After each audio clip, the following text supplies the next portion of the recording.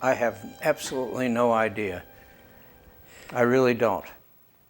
Uh, if I hear something I like and I'm writing, I write it.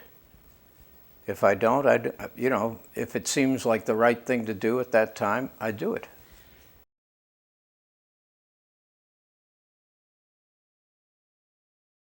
I was 12 years old, let's say, and I'm listening to all these bands, and I'd hear a song on the radio, and I'd say to myself, that song really sucks. I don't know what the big deal with it is. Didn't like it. Then another band would play the same song, a half hour later or something, and I'd say, geez, I didn't like that song, but I like it now. And I couldn't figure that out. I says, why? It sounds wonderful. How come I didn't like it? Then maybe a little, somewhat later, another band would come on and play the same song, and I said, no, it really sucks. I was writing the first. I got totally confused because then that would happen with many other songs. I couldn't figure that out. And it took about 2 or 3 weeks before the light bulb went on over my head. It's not the song, it's the way the band plays it. And that means that somebody, someone wrote the music for that band. Now, and it sounded good because they used good chords. I knew by then what that was, but I said, what kind of a person does that? And I found out he was called an arranger. In those days, there were no books on arranging. There was no real information. It wasn't like it was a closely regarded secret. I don't think too many people, paid attention to that kind of thing, but I did. And I said, I want to be an arranger. Nobody knew what the hell an arranger was. They thought it was somebody who moved chairs around or something. So I was lucky enough to see an ad in Downbeat, which was my Bible at that time. Metronome and Downbeat were the two leading music magazines. And that a famous band leader, who was Van Alexander, was giving lessons. And so I really put pressure on my mother to be able to, to send me over there. And she did. And I met Van Alexander, who ended up actually writing a great book for arranging, but it wasn't available then, called First Arrangement. And where was he? Was he affiliated with a school? New York. Yeah, in New York. And we were living there at the time, and I went to him. And in the first 15 minutes, he really basically taught me everything I know.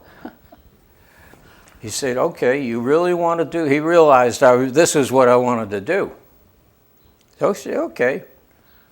He goes and pulls out, he walked across from the front door in his apartment where he was living uptown at the time, and pulls out, I saw a whole bunch of music in this. He opens a closet, and he reaches up on top and pulls out this big pad of yellow paper. It wasn't a pad, it was a folded up bunch of music, and brings it over and opens it up. And I said, what's that? And he said, that's a score.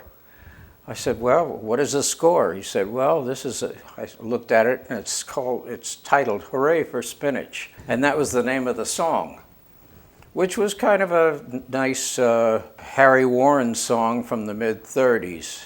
It went like, it was all right. And I said, okay, and he said, now, we're looking it over. I says, look, everybody's written in a different key, all the saxophones and trumpets and the trombones, and it looked weird. I said, what is this? He says, well, what it is you're looking at a snapshot of what everybody in the orchestra is doing for 8 bars. And I said, oh, tell me more. I said, why is everybody in a different key? He said, well, all the instruments are in different keys. I said, oh. I said to myself, that's lovely, What do you mean, it's different keys? Well, the altos are in E flat, the tenors are in B flat, and the trumpets are in B flat, etc. The trombones, they write in C, but they're way up above the staff. And I said, it just looks strange. And he said, okay, piano, bass, drums, guitar. And then he says, you know what, this is what it looks like. Now, let me show you what it sounds like. And he pulls out a brand new Bluebird record that he had made of the song. And he unwraps it. It had just come from the factory, it looked like. And I'm in heaven. And I'm watching this. And he has a wind-up phonograph right there. And he puts it on. And he says, now, you're going to hear what it sounds like. And what he did is he played the record through. And in those days, you had the singer come in the middle with the words. You know, they didn't start at the beginning, like later on. Hooray for spinach, hooray for milk. They put the roses in your cheeks soft as silk. They helped you grow up till I could show up and love you as you are. And I said, how come you changed keys? Like I knew that enough about that to where he said, oh, well, that's the key the girl sings the song in. I said, oh.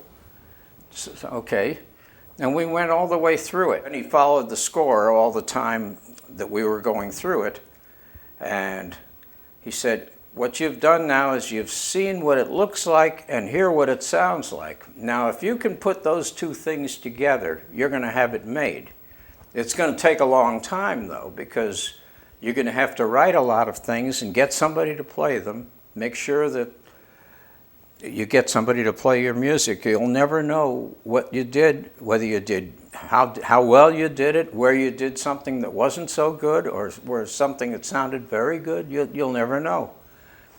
So what you got to do, he says, what you have to do is start to learn to see with your ears, and look with your, and hear with your eyes, so that, in other words, when, let's say you hear something on a record and you'd like to know what it would look like written out, this is what you should do. And this is how I learned to write music, because I wanted to make this noise that I hear, this sound. And what I'd have to do is I'd picture it, what it would look like written, and I'd write it out, and then I'd have somebody play it and see if that's what it sounded like, and that's how I learned how to write. I never cared about writing songs. I only cared, for 20 years, I just wanted to write arrangements. And I was really blown away initially by the alchemy of how you combine different sounds, you know, saxophones or clarinets, trumpets, you know, all the instruments in the orchestra. And it was the alchemy that sort of roped me into wanting to be in music.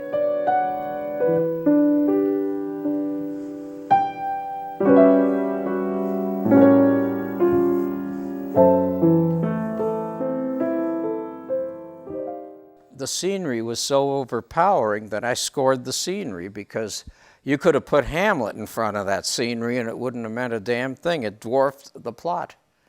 So I scored the scenery. And I heard that lonely trumpet out over this scene, except it was in Big Sur. And of course I didn't live here then. And it was, I wrote the theme that turned into The Shadow of Your Smile, sitting in a coffee shop late at night.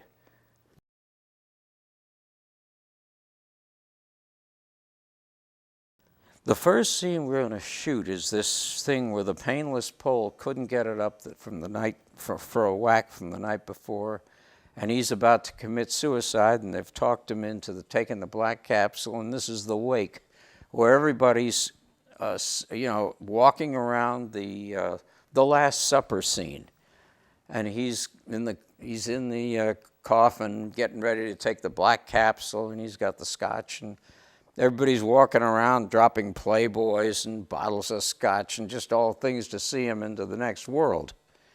And he said, that's going to be dead, that scene. He said, what the hell can we need a song in that. And it's got to be a very stupid song. And I remember I said, well, stupid I can do. He says, it's really got to be stupid. He said, I used to write songs. I'll tell you what, I used to write songs. I'm going to go home and see what I can come up with. Suicide is painless. And we've had a few numbers by then, and it just seemed. I said, he said, that's the title of the song. He said, and then he comes back a couple of days later and he said, I couldn't write that. I said, suicide is painless. He says, I said, well, it's a shame. It sounded like a good idea. He says, however, all is not lost.